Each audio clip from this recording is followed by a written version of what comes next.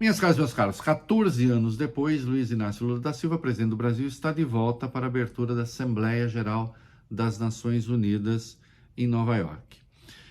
Fico imaginando quanta coisa passa pela cabeça de Lula. Naquele 2009, ele foi talvez o líder ouvido com mais atenção. Era o ano seguinte à explosão da bolha imobiliária. Como ele vinha de falas anteriores em que alertava para a necessidade de reforma da ONU, de reforma dos organismos multilaterais, e como aconteceu a maior crise do capitalismo desde 1929, em certa medida maior do que aquela, porque mais ampla, embora não tão aguda, não é? Eu fico pensando, bem, esse Lula volta lá e alguns problemas que ele apontava então continuam. Nós vamos ver, não é? Podemos ver agora, 2009. Não é possível que, passados 65 anos, o mundo continue a ser regido pelas mesmas normas e valores dominantes quando da Conferência de Bretton Woods. Não é possível que as Nações Unidas e seu Conselho de Segurança sejam regidos pelos mesmos parâmetros que se seguiram à Segunda Guerra Mundial. Eu acredito que no discurso de hoje, daqui a pouco, ele vai falar coisa muito parecida, porque isso não mudou. Né? E ele chamava atenção: vivemos um período de transição no âmbito internacional, caminhamos em direção a um mundo multilateral. A ONU não deu ouvidos, isto é, aqueles que comandam as Nações Unidas. Sim, e hoje o mundo é multilateral. Existe, por exemplo, o chamado Sul Global. Existem os BRICS. O G20 tomou lugar de muitas coisas da própria ONU. E, no entanto, reforma nenhuma aconteceu.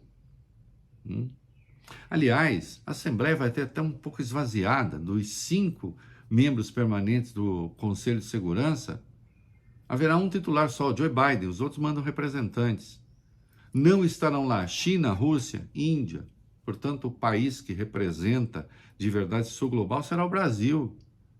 Né? Lula será ouvido com atenção, claro. Né? Até porque as estrelas serão Biden, por razões óbvias, ele próprio e Zelensky, que estará lá, com quem, aliás, Lula conversa na quarta-feira. Né?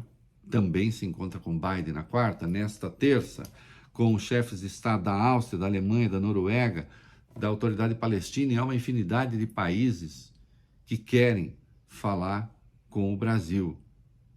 Então, sim, aqui vale a máxima: o Brasil está de volta à ONU, finalmente. Em 2022, Bolsonaro passou menos de 24 horas lá. Falou uma coisa qualquer e foi embora, e ninguém deu bola para ele. Desta vez, Lula está com 10 ministros, estão o presidente da Câmara, presidente do Senado, há um seminário em Nova York, da Confederação Nacional da Indústria, da Fiesp, com investidores para tratar de economia verde. Ontem, no É da Coisa, nós falamos sobre a intervenção que o Fernando Haddad fez. Sim, o mundo volta a se interessar pelo Brasil. Por mais que alguns aqui dentro reclamem e tentem, de algum modo, ironizar o Lula com aquelas que seriam suas tolas pretensões. Não é assim que o mundo está vendo.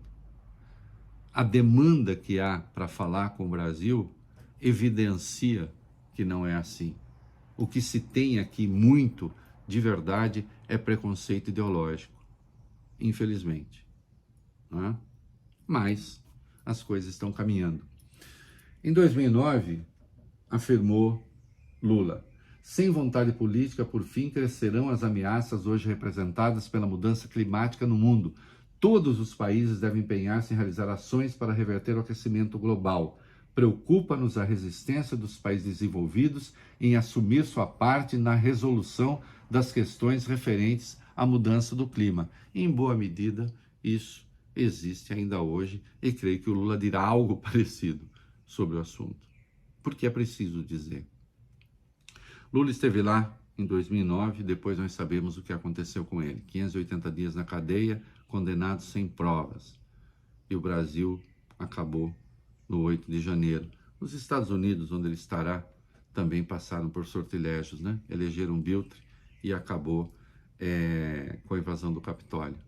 E aí o que é curioso, hoje nós estamos mais blindados contra bandidos do que eles. É isso aí.